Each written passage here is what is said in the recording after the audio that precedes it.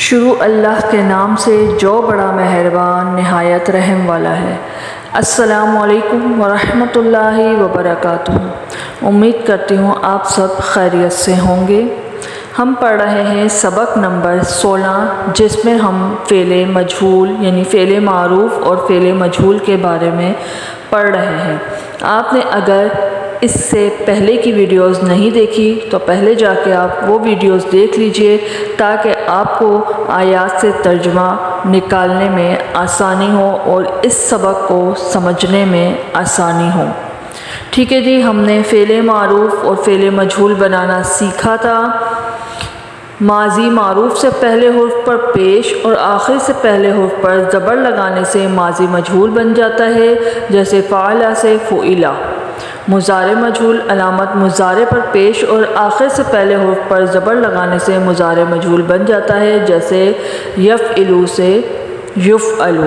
اگر آپ نے یہ میری ویڈیو نہیں دیکھی فعل معروف اور فعل مجہول بنانے کی تو اسے جا کر دیکھ لیجئے تاکہ آپ کو یہ آسانی سے سمجھ آ جائے۔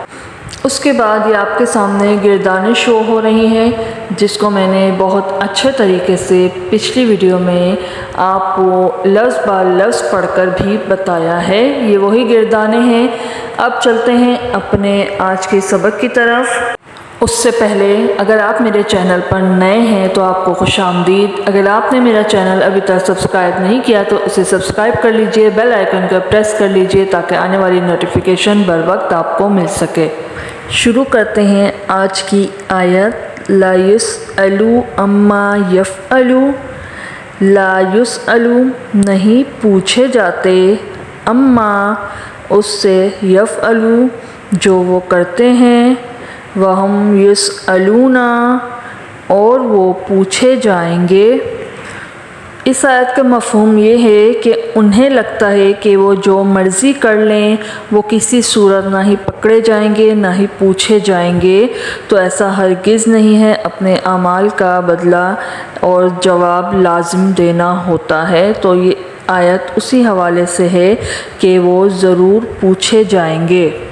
اگلی آیت ہے وَقُضِیَ بَیْنَہُم بِالْحَقِّ اور فیصلہ کیا جائے گا ان کے درمیان حق کے ساتھ، وَهُمْ لَا يُظْلَمُونَ اور ان سب پر ظلم نہیں کیا جائے گا۔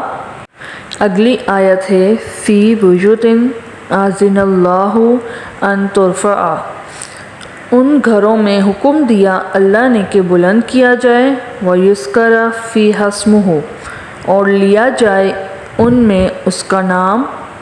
اگلی آیت ہے سَتُكْتَبُ ضرور لکھی جائے گی، شہادتہم ان کی گواہی، وَيُسْأَلُونَ اور وہ پوچھے جائیں گے۔ اب ہماری اگلی آیت ہے یُؤْفَکُ عَنْہُ مَنْ أُفِکَ، یُؤْفَکُ پھیرا جاتا ہے، عنہ اس سے، من جو، أُفِکَ پھیرا جاتا ہے۔ اب اگلی آیت ہے یُعْرَفُ الْمُجْرِمُونَ پہچانے جائیں گے مجرم، بِسِیمَاہُم اپنے چہروں سے، فَیُؤْخَذُ بِالنَّوَاصِی تو پکڑے جائیں گے پیشانی کے بالوں سے، وَالْأَقْدَامِ اور قدموں سے۔ اب اگلی آیت ہے وَقُضِیَ الْأَمْرُ اور طے ہو جائے قصہ، وَإِلَى اللَّهِ اور طرف اللہ کے، ترجع الامور لوٹیں گے تمام کام۔ اگلی آیت ہے قُل لَا تُسْأَلُونَ عَمَّا أَجْرَمْنَا کہو کہ تم سے نہ پوچھا جائے اس کے بابت جو ہم نے گناہ کیا، لَا نُسْأَلُ عَمَّا تَعْمَلُونَ اور نہ ہم سے پوچھا جائے گا اس کے بارے جو تم کرتے ہو۔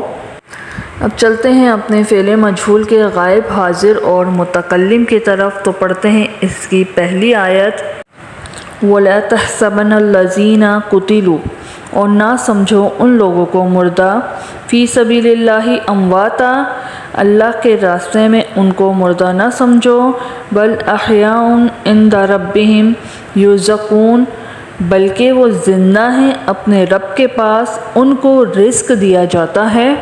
اگلی آیت ہے وَلَا تُسْأَلُوا عَنْ أَصْحَابِ الْجَحِيمِ اور نہ آپ سے پوچھا جائے گا دوزخ کے بارے میں، اگلی آیت ہے ثم الیہ ترجعون، پھر اس کی طرف لوٹائے جاؤ گے۔ اب ہے واحد متکلم کی پہلی آیت انی امرت ان اکون اول من اسلم، انی بے شک مجھ کو حکم دیا گیا کہ میں ہو جاؤں سب سے پہلا جو مسلمان ہوا۔ واحد متکلم کی دوسری آیت ہے وَلَئِن رُجِعْتُ إِلَىٰ رَبِّي، اور اگر مجھے اپنے رب کی طرف واپس کیا گیا۔ اب ہے جمع متکلم کی پہلی آیت لَوْ كَانَ لَنَا مِنَ الْأَمْرِ شَيْءٌ مَّا قُتِلْنَا هَاهُنَا، اگر ہوتا ہمارے لیے کچھ کام ہم نہ مارے جاتے یہاں پر۔ جمع متکلم کی اگلی آیت ہے وَأُمِرْنَا لِنُسْلِمَ لِرَبِّ الْعَالَمِينَ، اور حکم کیا گیا ہم سب کو تاکہ تمام جہانوں کے رب کی طرف جھک جائیں۔ یہ تو تھی ہماری آیات، اور اب آپ کے سامنے ایک آیت، ایک مشق، ایک درس آیت سامنے شو ہو رہی ہے۔ اب آپ اس کا لفظ با لفظ ترجمہ خود اخذ کرنے کی کوشش کیجیے گا، اور اس سبق میں جو ابھی میں نے آیت کا ترجمہ آپ کو بتایا وہ میں نے لفظ با لفظ نہیں بتایا۔ اس کے پیچھے وجہ یہ ہے کہ میں نے آیت کا ترجمہ آپ کو بتا دیا ہے۔ اب کس لفظ کا کیا مطلب نکلتا ہے اور کون سا لفظ کس گردان کا ہے، یہ آپ خود غور و فکر کر کر تلاش کیجئے اور اس کا صحیح ترجمہ اخذ کیجئے، تاکہ آپ کو بھی پتہ چل سکے کہ اب تک آپ نے کتنا سیکھا اور کہاں تک سیکھا، اور آپ کو کوئی فائدہ ہو رہا ہے یا نہیں ہو رہا۔ آپ جو میں نے آیتیں بتائی ہیں اسے بار بار سنیے اور لفظ با لفظ ترجمہ نکالنے کی اور لفظ با لفظ ترجمہ سیٹ کرنے کی کوشش کیجئے، اور یہ ایک آیت، ایک مشق، ایک درس جو ہے اس کو بھی آپ غور سے پڑھیں اور اس کا بھی ترجمہ نکالنے کی کوشش کریں۔ تو اب اپنے سوال کی طرف بڑھتے ہیں اور دیکھتے ہیں آج کا سوال کیا ہے۔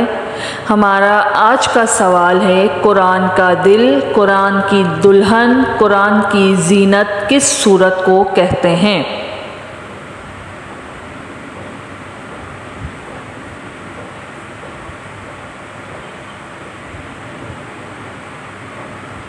جی تو اس کا جواب ہے قرآن کا دل سورہ یاسین، قرآن کی دلہن سورہ رحمان، قرآن کی زینت سورہ رحمان کو کہتے ہیں۔ اس کے ساتھ ہی الحمدللہ ہمارا سبق نمبر 16 بھی مکمل ہو چکا ہے۔ انشاءاللہ تعالی اب اگلی ویڈیو میں ہم سبق نمبر 17 کا آغاز کریں گے اور ایک نئے سوال کے ساتھ آپ سے ملیں گے۔ تب تک کے لیے آپ سے اجازت چاہوں گی۔ اپنا بہت سارا خیال رکھیے گا، دعاؤں میں یاد رکھیے گا۔ فی امان اللہ، اللہ حافظ۔